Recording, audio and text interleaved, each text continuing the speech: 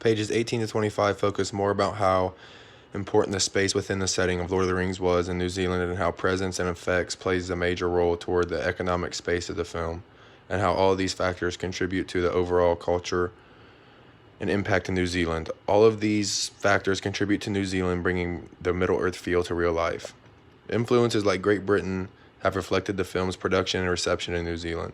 Having ties to Great Britain was a source of authenticity that New Zealand needed to prove that despite being one of the biggest urbanized populations in the world, they can still identify as a rural area and create a Middle-earth feel to the films and in real life. This section was all about recreating or reshaping a culture for Lord of the Rings that might not have been where they wanted it to be to begin with. The well-rehearsed rural identities help contribute to the rustic, outdoor, and nature-abundant feelings expressed in a Middle-earth world. Hollywood took the visuals in the film and reshaped the whole culture of New Zealand to reassure individuals that the special imaginaries in the film are not just in the film, but in real life, and you can see it for yourself.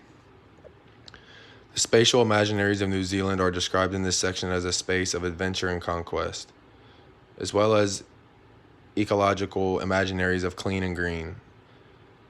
This gave the audience the feeling that the Middle Earth can be nowhere but in New Zealand. This gave New Zealand a new hope and confidence going forward. Lord of the Rings was compared to other films in the fact that they were filmed internationally and creating some of the same thoughts or imaginary plots. I think that the world of the fantastic is all about exploring and seeing new things. So by filming in a new country that most United States citizens have not seen is already bringing an element of the fantastic to you right away. Most of the films compared to Lord of the Rings focused on gender and racial ethnic identities that mapped men in an empire.